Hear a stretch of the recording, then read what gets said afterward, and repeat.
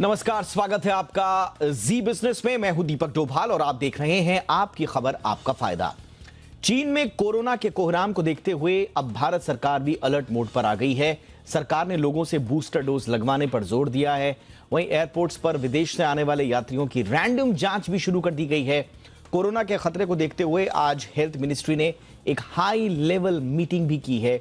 आज हम इसी मुद्दे पर चर्चा करेंगे, समझेंगे कि कोरोना की इस वेव से, जो कि भारत में अभी नहीं है, चीन में जरूर है, लेकिन क्या भारत के लिए भी इसके कोई खतरे हैं? देखिए, बातें बहुत होती हैं, तरह तरह की होती हैं। थोड़ा सा धुंध छांटने की कोशिश करेंगे। कई लोग चिंता में भी होते हैं। सही जानकारी देंगे। जानकारों का एक पूरा पैनल हमारे साथ है। उनसे हम पूछेंगे कि हमें डरने की जरूरत है या नहीं है, और अगर है तो इसे लेकर सरकार की क्या तैयारी है। साथ ही जानेंगे कि क्या कोविड के खतरे को देखते हुए देश में वैक्सीन की तीसरी खुराक को अनिवार्य कर देना चाहिए। पूरी चर्चा करेंगे।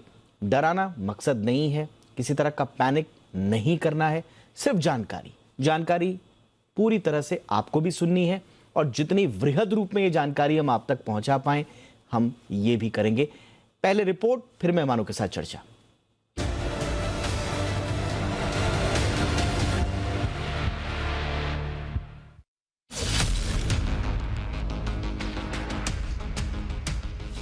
चीन में कोरोना का कोहराम मचा हुआ है। दुनिया भर के देशों की चिंताएं बढ़ गई हैं। क्या फिर से कोरोना ठप कर देगा ग्लोबल एक्टिविटीज? ये सवाल इसलिए उठ रहे हैं क्योंकि चीन तो कोविड से पस्त है ही। साथ ही अमेरिका, जापान, दक्षिण कोरिया और ब्राजील में भी कोरोना के मामले तेजी से बढ़ रहे हैं। तेजी से फैलते कोरोना संक्रमण ने भारत की चिंताएं भी बढ़ा दी हैं। सरकार अलर्ट मोड में है। हेल्थ मिनिस्ट्री ने भी सभी राज्यों से कोरोना के दर्ज हो रहे सभी मामलों के सैंपल्स को लैब में भेजने को कहा है, ताकि कोरोना का अगर कोई नया वेरिएंट आता है तो उसकी जीनोम सीक्वेंसिंग को ट्रैक करने के साथ ही इससे निपटा जा सके। भारत की बात करें तो हेल्थ मिनिस्ट्री ने INSACOG यानी Indian SARS-CoV-2 genomics consortium network के जरिए कोरोना के खतरनाक वेरिएंट को ट्रैक करने की पूरी तैयारी की हुई है। इसके लिए सरकार ने एक हाई लेवल मीटिंग भी की है, जिसमें देश में किसी नए वेरिएंट के पाए जाने पर इससे निपटने के उपायों पर चर्चा की गई। नीति आयोग के मेंबर डॉक्टर VK पॉल ने लोगों से बूस्टर डोज लगवाने पर जोर दिया है। हालांकि सरकार ने ग्लोबल स्तर पर कोरोना के बढ़ते मामलों के बावजूद हवाई यात्रा को लेकर कोई नई गाइडलाइंस जारी नहीं की हैं। कोरोना से जुड़े आंकड़ों को देखें तो पिछले हफ्ते संक्रमण के चलते देश भर में 12 लोगों की मौत हुई, जबकि पिछले 3 दिनों से एक भी मौत का मामला सामने नहीं आया है। कोरोना के मामलों की बात करें तो पिछले सप्ताह कोरोना के करीब 1100 नए मामले दर्ज किए गए थे। जानकारों का मानना है कि इस बात की बहुत कम आशंका है कि भारत में चीन जैसे हालात हों, लेकिन फिर भी इसे लेकर सतर्कता बरतनी बेहद जरूरी है।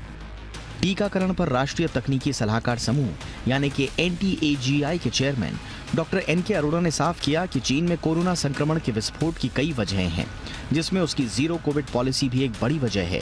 लेकिन भारत में फिलहाल हालात सामान्य हैं।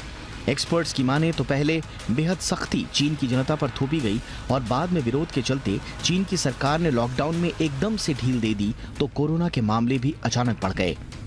चीन के लोगों की कमजोर इम्यूनिटी भी बढ़ते मामलों की एक वजह बताई जा रही है, क्योंकि पिछले 2 साल में चीन के ज्यादातर लोग कोरोना से संक्रमित नहीं हुए थे, इसलिए वहां के लोगों में हर्ड इम्यूनिटी विकसित नहीं हुई। एक और बड़ी वजह यह है कि चीन में 50% बुजुर्गों को वैक्सीन की तीसरी डोज नहीं लगी है, इसीलिए कोरोना के नए वेरिएंट के निशाने पर ज्यादातर बुजुर्ग ही हैं। एक्सपर्ट्स की माने तो अगले 3 महीने में चीन की 60% आबादी कोरोना के संक्रमण की चपेट में आ सकती है। इसके अलावा चीन की वैक्सीन साइनोवैक भी सवालों के घेरे में रही है, और उसकी एफिकेसी पर सवाल उठते रहे हैं। फिलहाल तो भारत ने वैक्सीनेशन ड्राइव के तहत नया रिकॉर्ड दर्ज करते हुए 220 करोड़ वैक्सीन डोज के आंकड़े को पार कर लिया है।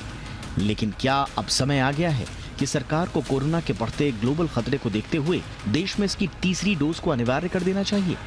हम सब जानते हैं कि काफी मशक्कत के बाद भारत कोरोना से पार पाने में कामयाब हुआ है, और अगर फिर से इसका संक्रमण फैला तो स्वाभाविक रूप से सरकार की मुश्किलें बढ़ सकती हैं।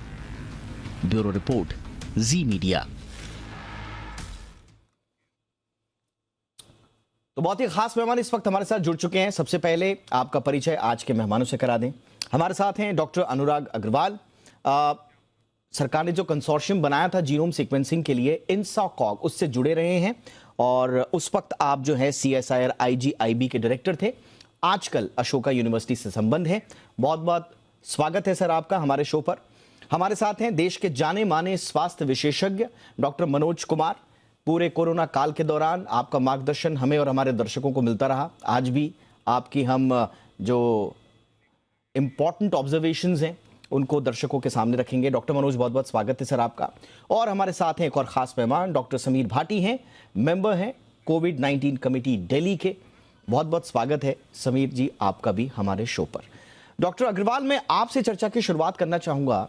बहुत सारी चर्चाएं चल रही हैं और भारत सरकार ने भी अब जीनोम सीक्वेंसिंग पर फोकस करने के लिए कह दिया है। आपकी नज़र में ये चाइना में ये जो आउटब्रेक आया है इसके लिए जिम्मेदार क्या है? क्या ये ओमिक्रॉन ही है या कोई नया वेरिएंट है? और अगर ये नया वेरिएंट है तो कितना खतरनाक है?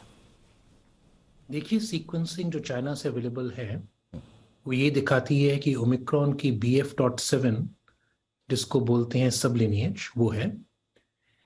ये कोई बहुत सरप्राइजिंग नहीं है हमारे लिए, क्योंकि ओमिक्रॉन को रोक पाना इम्यूनिटी या वैक्सीन से अकेले से नहीं होता। जिस जिस देश में ओमिक्रॉन पहुंचा है, तेजी से फैला है। हम लोग वो जनवरी में देख चुके हैं, हिंदुस्तान में, पूरी दुनिया में। अभी तक चाइना ने ओमिक्रॉन को बड़ी सख्ती से रोका हुआ था, लेकिन उतनी सख्ती आप बहुत देर तक रख नहीं सकते। तो यह स्वाभाविक है कि जब सख्ती आपने ढील छोड़ी तो ओमिक्रॉन तेजी से फैलेगा। BF.7 में थोड़ा सा इम्यून एस्केप है, लेकिन चाइना में असल में आज तक बहुत कम प्रतिशत लोग इन्फेक्ट हुए हैं, तो नेचुरल इम्यूनिटी तो ना के बराबर है। और वैक्सीन लगे हुए भी लोगों को काफ़ी वक्त हो चुका है और वैक्सीन का इफेक्ट अस्थायी होता है। तो इसलिए मुझे लग रहा है जो चाइना में तेजी से बढ़ रहा है वो ओमिक्रॉन BF.7 ही है। लेकिन ये हम उसी के बेसिस पे कह सकते हैं कि जो डेटा अवेलेबल है, लेकिन इसमें कोई ऐसी चीज़ नहीं है जो पहले नहीं देखी गई। हांगकांग में भी अगर आप फरवरी याद करेंगे तो ओमिक्रॉन BA.2 बहुत तेजी से हांगकांग में फैला था। काफ़ी लोग बीमार हुए थे, एडमिट हुए थे। हांगकांग का भी यही था, बहुत कम लोगों के पास इम्यूनिटी थी और वैक्सीन उनकी जो टाइम था पहले का हो चुका था। तो जो बूढ़े लोग ज़्यादा हैं, तो चाइना में सारी चीज़ें हैं। उनके पास बूढ़े लोग हैं, पुराने इन्फेक्शन नहीं है, वैक्सीन उनकी अपनी है और वैक्सीन लगे हुए वक्त हो चुका है। इसलिए मेरे ख्याल से जो हो रहा है वो एक तरह से लोग सोच ही रहे थे कि ऐसा हो सकता है। ओके, आप कह रहे हैं कि जो वहां पर जो केसेस आ रहे हैं वो एक्सपेक्टेड लाइंस पर ही है, स्वाभाविक रूप से ही वहां पर जो आ रहे हैं। लेकिन सर, सबसे ज्यादा चिंता ये है कि जो BF.7 जिसका आप जिक्र कर रहे हैं, ये सब वेरिएंट जो है, इसकी मॉर्टैलिटी क्या है? कुछ पता चल पाया है? ये कितना घातक है? BF.7 अगर आप पूरी दुनिया की सीक्वेंसिंग देखेंगे तो अमेरिका में पिछले 1-2 महीने से कांस्टेंट लेवल पे चल रहा है, बढ़ नहीं रहा। इंडिया के सीक्वेंसेस में भी BF.7 मिल जाएगा, मतलब कि इंडिया में भी ये आ चुका, कहीं ना कहीं घूम चुका। ना इंडिया में कोई मेजर आउटब्रेक हुए कि कोई हमें नजर नहीं आया कि किसी वक्त बहुत ज्यादा बढ़ गया जिस एरिया में BF.7 देखा गया। और अमेरिका में भी जहां जहां BF.7 है कोई बड़ी चीज नहीं नजर आ रही।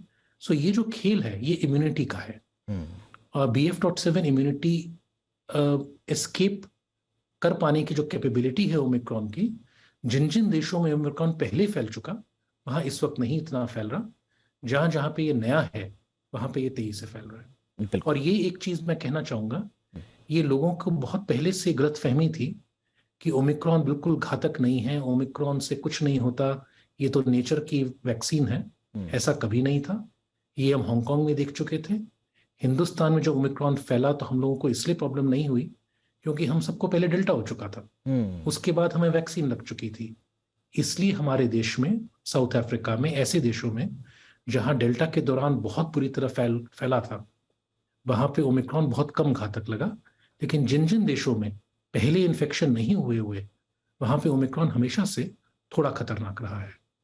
यानी कि आप वो जो थ्योरी जो बीच में कही जाती थी ना कि आप कोरोना से तभी बच सकते हैं जब कोरोना से ग्रसित हो गए हों, तो वो थ्योरी यहाँ पर फिट बैठ रही है। कम से कम चीन के केस में आप बता रहे हैं कि वहां पर नेचुरल इम्यूनिटी नहीं थी लोगों को, क्योंकि वो एक्सपोज ही नहीं हो पाए थे कोरोना के लिए। और अब ये जो आउटब्रेक हुआ है ओमिक्रॉन का BF.7 जिसे कहा जा रहा है, इसलिए ये इतना बड़ा आउटब्रेक देखने को मिल रहा है। अब सवाल ये है, डॉक्टर मनोज आपके पास मैं आना चाहूँगा। अब सवाल ये है कि सरकार ने देखिए अपनी तरफ से तो कोशिशें शुरू कर दी हैं। कल स्वास्थ्य सचिव महोदय ने राज्यों को चिट्ठी लिखकर टेस्ट ट्रीट और ट्रैक की नीति अपनाने को कहा। आज भी हाई लेवल मीटिंग हुई है, दोबारा से उन्हीं चीजों की ओर हम बढ़ रहे हैं। कितना बड़ा खतरा आपको फिलहाल भारत के लिए नजर आ रहा है, या बहुत ज्यादा चिंता की बात नहीं है? देखिए, अभी डॉक्टर अग्रवाल ने जैसे आपको बताया कि जो BF.7 जो स्ट्रेन है या सब वेरिएंट है ओमिक्रॉन का, इसकी आर नॉट वैल्यू है करीब करीब 10 से लेके 20 के 18.6 कही है, 18.6 तक इसके आर नॉट वैल्यू होती, काफ़ी तेज़ी से फैल रहा है। बाकी जो चीज़ें डेटा अभी हमें मिल रही है दीपक जी, वो एक प्रिडिक्शन है। जैसे आपने अभी देखा होगा कि यूनिवर्सिटी ऑफ हांगकांग से एक जो डेटा आया है उसमें उन्होंने कहा कि 682 डेथ्स पर मिलियन होगी, और अगर 140 करोड़ पॉपुलेशन है चाइना का तो करीब करीब 10 लाख मौतें हो जाएंगी। मुझे लगता है कि ये डाटा प्रिडिक्शन का है, प्रिडिक्टिव का ये डेटा है। ये एग्जैक्टली इसको कहना बड़ा मुश्किल है कि कितनी डेथ होगी ओमिक्रॉन BF.7 सब वेरिएंट की वजह से। और निश्चित तौर पे चूंकि ये चाइना में, ब्राज़ील में, जापान में, US में फैल चुका है, तो हमारे देश भी सब इन देशों से बिल्कुल कनेक्टेड है, और इतनी हाई इन्फेक्टिविटी है इस सब वेरिएंट की कि यहाँ होगा तो होगा ही, इससे हम बच नहीं सकते हैं। बट हमारे पास एक पॉजिटिव चीज़ें जो क्या है कि हमारे यहाँ दोनों वैक्सीन जो यूज़ हुई, चाहे वो कोवैक्सीन हो चाहे कोविशील्ड हो, दोनों की एफिकेसी 80% के आसपास थी। जबकि ये जो साइनोवैक बायोटेक की जो बनी हुई वैक्सीन थी, कोरोना वैक, जो वहाँ यूज हुई वैक्सीन नेशनलिज्म के नाम पे, तो उसकी एफिकेसी 50% के आसपास है। तो हम वैक्सीन में बेहतर हैं। दूसरी चीज़ कि उन्होंने जीरो कोविड पॉलिसी को सडनली प्रोटेस्ट के समय हटा लिया, उसकी वजह से भी हुआ। पहले क्या हुआ, उनके डेटा भी ट्रांसपेरेंट नहीं है। चाइना के साथ सबसे बड़ी दिक्कत यह है दीपक जी कि उनके डेटा जो हैं वो रिलायबल नहीं होते हैं। वो बोल रहे हैं कि 2000 केसेस पर डे हो रहे हैं, और वहाँ के जो लोकल जो अनऑफिशियल्स या मीडिया रिपोर्ट है कहते हैं कि काउंटलेस केसेज हो रहे हैं। तो हमें सावधान रहने की जरूरत है। और जहां आपने जिक्र किया हेल्थ सेक्रेटरी की चिट्ठी के बाद, उन्होंने सबको अवगत कराया है कि 5-फोल्ड स्ट्रैटेजी जो है, टेस्ट, ट्रैक, उसके ट्रीट और वैक्सीन और एडहेरेंस, लास्ट जो उन्होंने जोड़ा है adherence to covid appropriate behaviour. तो मुझे दीपक जी लगता है कि ये राइट टाइम है कि हमें दोबारा अपना कोविड अप्रोप्रिएट बिहेवियर शुरू कर देना चाहिए। मास्क लगाने में कोई परेशानी नहीं है, मास्क लगाना चाहिए। और बिल्कुल इस समय ये कहना कि क्या होगा और BF.7 वेरिएंट इंडिया में किस तरह का कोहराम मचाएगा, ये कहना, प्रिडिक्ट करना बहुत मुश्किल है। बट चूंकि सिंस आपको भी पता है कि इसका कोई इलाज नहीं होता कोविड-19 और बहुत सारी चीजें अभी क्लियर भी नहीं है, तो मुझे लगता है कि कम से कम ये मोमेंट है कि कोविड अप्रोप्रिएट बिहेवियर और जो बात कही गई कि genome sequencing all positive samples के, उसका करा के हम जल्दी से इसको अगर कंट्रोल कर लें तो फिर डेल्टा वेरिएंट के समय जो हालत हुई थी हिंदुस्तान में वैसी नहीं होगी। और हमारी सरकार मुझे लगता है पूरे रफ्तार से, मुझे लगता है कि थोड़ा सा उन्होंने पहले सोच लिया, और ये कहिए अग्रिम सोच है, जिसकी वजह से वो अभी, जबकि ये बहुत बड़ी प्रॉब्लम नहीं है इंडिया में, बट उस समय ही फोकस करना बहुत जरूरी है। एब्सोल्युटली सर, आपने जो 2-3 चीजें बोली हैं, जो पॉजिटिव साइड्स हैं हमारी, वो यही हैं कि एक तो हम नेचुरल इम्यूनिटी हमें मिली गई थी, जिसका जिक्र जो है डॉक्टर अग्रवाल भी कर रहे थे कि बहुत सारे लोग कह रहे थे कि ओमिक्रॉन जो है वो एक नेचुरल वैक्सीन है। तो उसके बारे में धारणाएं अलग अलग हो सकती हैं, लेकिन एक्सपोज तो है ज़्यादा से ज़्यादा जो भारतीय जनसंख्या है वो हो चुकी थी, नेचुरल इम्यूनिटी आपको मिल गई। दूसरा, जो हमने जो वैक्सीन अपनी की अपनाई है, हमारी दोनों वैक्सीन जो हैं वो दुनिया में बड़ी प्रतिष्ठित और प्रमाणिक हमारी वैक्सीन हैं, अनलाइक साइनोवैक जिसका जिक्र भी किया। और मैं बहुत सारे रिपोर्ट्स पढ़ रहा हूँ, उसमें साइनोवैक के बारे में बहुत जिक्र किया भी जा रहा है, और खुद चाइना इसको लेकर कॉन्फिडेंट नहीं है। अगर साइनोवैक को लेकर चाइना इतना कॉन्फिडेंट होता तो वो जीरो कोविड पॉलिसी को इतना लंबा नहीं खींचता। अपना कॉन्फिडेंस दिखाना चाहिए था, लेकिन खुद सवालों के घेरे में रही है साइनोवैक, और अब उसकी जो परिणति हम सबके सामने। बहरहाल, लेकिन अभी बूस्टर डोज बची हुई है, जिस पर सरकार अब फोकस भी करिए। डॉक्टर भाटी, वक्त आ गया है, जिन लोगों ने बूस्टर डोज नहीं लगाई, लापरवाही ना करें, तुरंत लगा लें। बिल्कुल बिल्कुल, इसमें मैं 2 चीजें बताना चाहूंगा, क्योंकि जो हम काफी टाइम से बहुत बारीकी से चीजें देख रहे हैं, एक बूस्टर डोज का तो है ही, दूसरा एक टेस्टिंग वाली जो स्ट्रैटेजी है उस पर मैं थोड़ा सा ध्यान खिंचवाना चाहूंगा। क्योंकि टेस्टिंग में बेसिकली क्या हुआ है, हमारा ओमिक्रॉन के टाइम से ही, अगर इस साल की शुरुआत की बात करें, जब से थर्ड वेव आई, तो एक लोगों में इस तरह से प्रचलन था कि ये बहुत ही माइल्ड वेरिएंट है, इन्फेक्शन होगा और ठीक हो जाएगा। तो उस टाइम हमने ओमिक्रॉन के समय भी देखा था कि इन्फेक्टिविटी काफी ज्यादा थी, टेस्टिंग लोगों ने तब से कम कराना शुरू कर दिया था। फिलहाल अभी भी हम देखें, स्पेसिफिकली जब विंटर्स की बात करें, सर्दियों में खासतौर पे, तो बहुत सारे लोग सिम्टोमेटिक होते हैं क्योंकि इस टाइम इन्फ्लुएंजा भी रहता है, अदर रेस्पिरेटरी वायरल डिजीज भी रहती है और कॉमन कोल्ड भी लोगों को रहता है। तो टेस्ट तो खैर नहीं आ रहे हैं अब कराने के लिए बिल्कुल भी।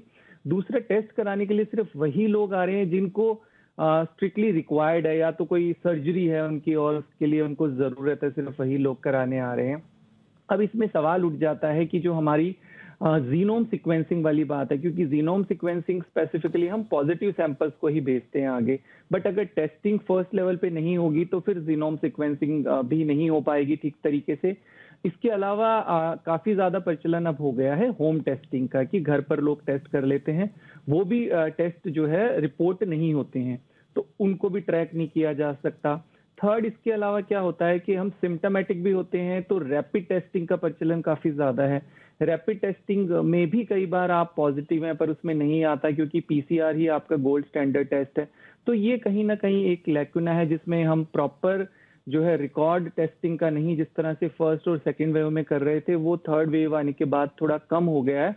तो कहीं ना कहीं इसमें जो न्यू वेरिएंट की हम बात कर रहे हैं उसको ठीक तरीके से कैच कर पाना, नया कोई भी म्यूटेंट आ रहा है कि नहीं उसको पकड़ना थोड़ा सा मुश्किल हो जाएगा। फर्स्ट थिंग, बूस्टर डोज की तो निश्चित तौर पे अभी लोगों में काफी कमी आई है, बूस्टर डोज लेने के लिए उस तरह से नहीं आ रहे हैं लोग, जबकि ऑप्शन भी हमारे पास आ गया कि हमारे पास दूसरा ऑप्शन भी मिक्स एंड मैच का भी है, पर फिर भी हमने लोगों में उस तरह से अभी वो नहीं देखा है। और खास तौर पे हम कोमॉर्बिड लोगों को बार बार अपनी अवेयरनेस कमेटी के थ्रू भी रिक्वेस्ट कर रहे हैं कि कोमॉर्बिड हाई रिस्क ग्रुप को तो बहुत ही ज्यादा जरूरी है। जैसे चाइना में भी हम स्पेसिफिकली देख रहे हैं जो सबसे ज्यादा अफेक्टेड ग्रुप है वो वही है जो एल्डरली पॉपुलेशन है और जो थोड़ा सा, बिल्कुल आपने सही कहा, थोड़ा सा जो हम लापरवाह हो जाते हैं, इस अप्रोच को हमें बदलने की आवश्यकता है।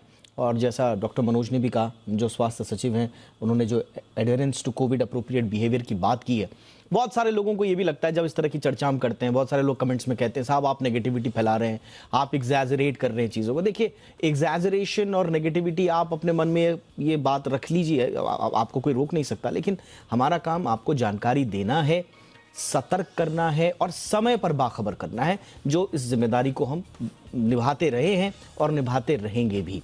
तो हमारी गुजारिश यही है कि आप सतर्क रहिए कृपया। अब इस सतर्क इसलिए भी रहना है, देखिए हम फिर आपको डरा नहीं रहे, लेकिन BF.7 जो सब वेरिएंट है, इसके भारत में भी संक्रमण के मामले आ गए, 2-3 आए हैं, मेरे ख्याल से गुजरात और ओडिशा से सामने आए हैं। अब लेकिन इसका प्रसार कितना व्यापक हो जाए कब, ये कोई नहीं जानता, इसलिए सतर्कता बहुत ज़रूरी है। तो चीन में कोरोना के केसेस को देखकर थोड़ी चिंताएं तो ज़रूर फैल रही हैं, लेकिन उसके भारत में उसके लिए क्या उसके मायने हैं, इस पर हम जरा बातचीत कर रहे हैं आज बेहद खास मेहमानों के साथ। डॉक्टर अग्रवाल, सिर्फ चीन ही नहीं, हम देख रहे हैं कि जो दुनिया के 5 और देश हैं, उसमें जापान है, जर्मनी है, ब्राज़ील है, उसमें दक्षिण कोरिया भी है और अमेरिका भी है, जहां 60 से 70 हज़ार, 50 से 60 हज़ार, 15 से 20-30 हज़ार पर डे केसेस आ रहे हैं। इसका क्या कारण है, इस सर्ज का वहां पर?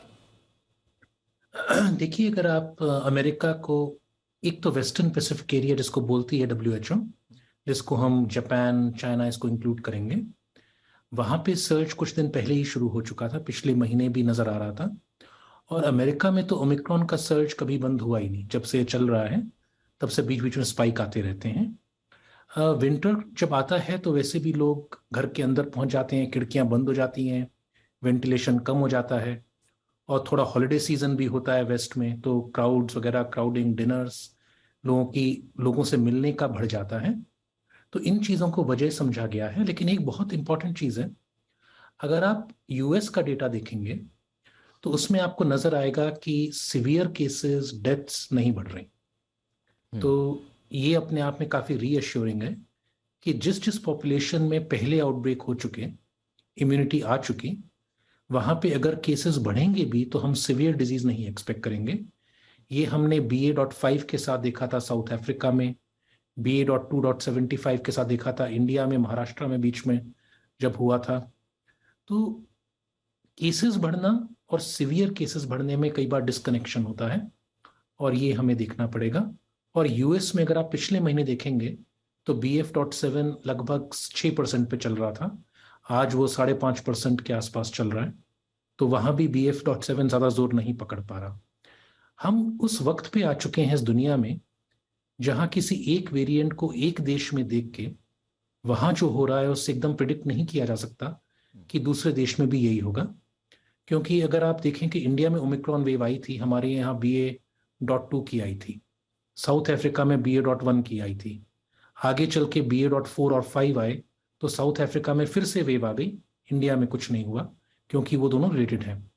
तो हर देश को अपने इम्यूनिटी के लिहाज से हर वेरिएंट का रिस्क असेसमेंट करना पड़ेगा, और दूसरे देश को देख के सतर्कता बहुत अच्छी है, लेकिन एकदम घबराने की कोई बात नहीं होती। अपना असेसमेंट हर देश को खुद करना चाहिए।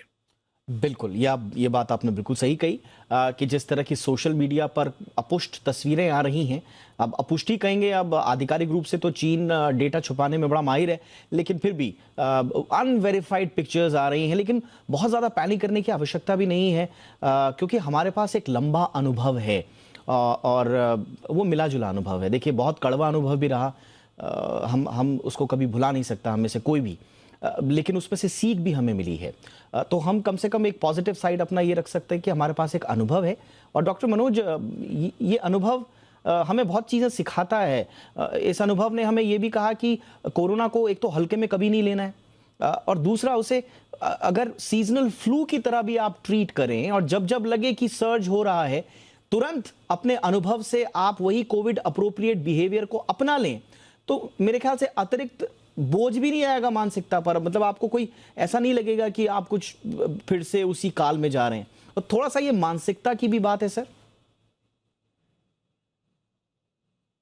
आपका जो पहला जो आपने एक बात कही कि सोशल मीडिया पे एक हमेशा देखिएगा फॉरवर्डेड मैसेज की 60% चाइनीज पॉपुलेशन, 10% जो है पूरा वर्ल्ड पॉपुलेशन इन्फेक्ट हो जाएगा इस BF.7 वेरिएंट से, और मॉर्टलिटी इतनी हो जाएगी। देखिए, वो सारी चीज़ें प्रिडिक्शन है, डेटा है, एपिडेमियोलॉजिकल एक डेटा है, उससे घबराने की ज़रूरत नहीं है। और निश्चित तौर पे हमारे देश में मुझे ऐसा लगता है कोविड से जो इस तरीके से हम लोगों ने लड़ा है, काफ़ी प्लान्ड वे में लगा है, और हमारी जो सिस्टम है वो काफ़ी दुरुस्त है। और कुछ चीज़ें कमियां जो हमें डेल्टा वेरिएंट के टाइम में महसूस हुई थी, बेड की शॉर्टेज या ऑक्सीजन की शॉर्टेज, उसको हम लोगों ने देखा है।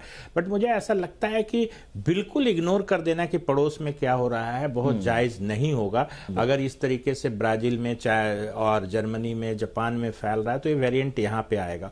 और मॉर्टिलिटी और लेथलिटी बहुत कहनी मुश्किल है। जहाँ तक इन्फेक्शन की बात है, ये जो BF.7 वेरिएंट है, ये इम्यूनिटी को इवेड कर रहा है। तो जो भी पुराने वैक्सीनेशन से इम्यूनिटी हुई हो या नेचुरल इन्फेक्शन से इम्यूनिटी हुई हो, उसको इवेड करेगा, उसको सरपास कर जाएगा। अब रही बात कि सेलुलर इम्यूनिटी कितना प्रोटेक्ट करेगी, वो कहना बड़ा मुश्किल है। और अभी मुझे लगता है कुछ भी प्रेडिक्ट करना, खास करके कोविड के बारे में कहना, दीपक जी, मैं बिल्कुल उचित नहीं समझता हूँ। बट आपकी बात से मैं बिल्कुल सहमत हूँ कि समय समय पर आपको कोविड अप्रोप्रिएट बिहेवियर की तरफ से जब आपको ऐसी ज़रूरत सी लगती है, जब आपको डेटा इस तरह के मिलते हैं कि 35 लाख केसेस, देखिए हेल्थ सेक्रेटरी की चिट्ठी में लिखा हुआ कि last week 35 lakh cases worldwide हुए हैं। तो जब आप देख रहे हैं कि पूरे संसार में, विश्व में अगर केसेस बढ़ रहे हैं, तो आप कोविड अप्रोप्रिएट बिहेवियर के लिए तो जरूर चले जाएं। और बूस्टर डोज, जैसा डॉक्टर भाटी भी बोल रहे थे कि वैक्सीनेशन की अभी नितांत जरूरत है।